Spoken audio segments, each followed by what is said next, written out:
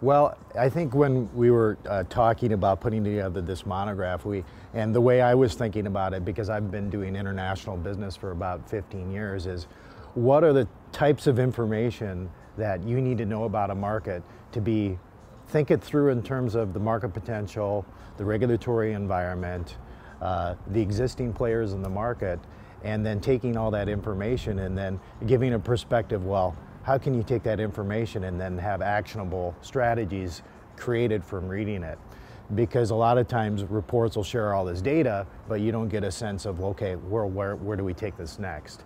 So really try to boil things down and give people perspective where they could take the information and put it to use in thinking about their business planning. Yeah.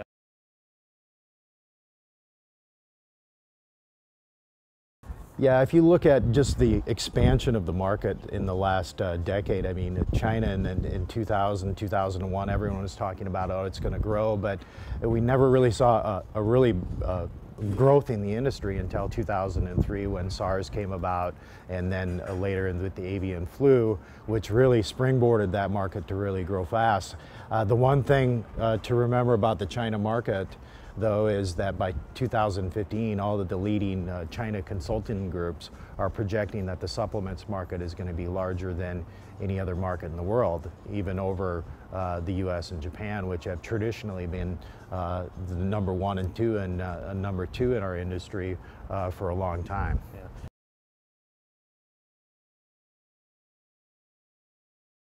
It's like any market, you get a very strong disparity of price points for similar products based on perceptions of quality, brand prestige.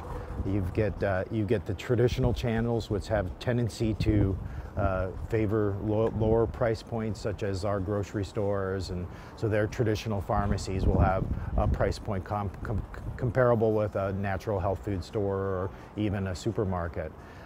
So you're seeing kind of a creation of the channels that the Chinese system has had for a number of years, as also as well as new sort of methods of channel strategy being created. Yeah, yeah.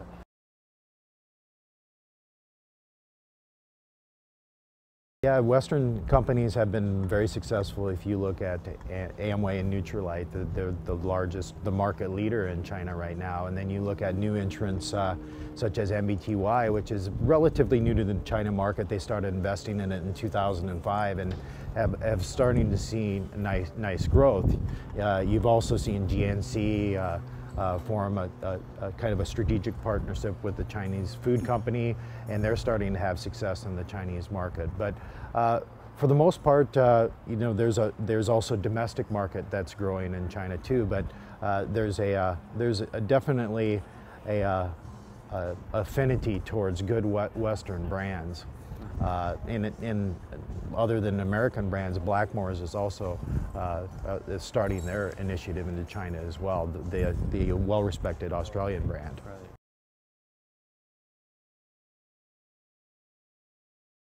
One of the things we're looking at is looking at doing a monograph for Asian companies, looking at how they're going to look at the U.S. marketplace to come over. The pipeline. Back and forth, because I think one of the key things that I always stress to my clients is that great partnerships work both ways. So it's not as much so as, well, how can we build our business in China? Well, how can you pick the right partner where there may be business synergies working both ways? I think those are the relationships that are going to endure for both companies, because there's a lot of Chinese companies or whatever Asian company that wants to do business in the U.S.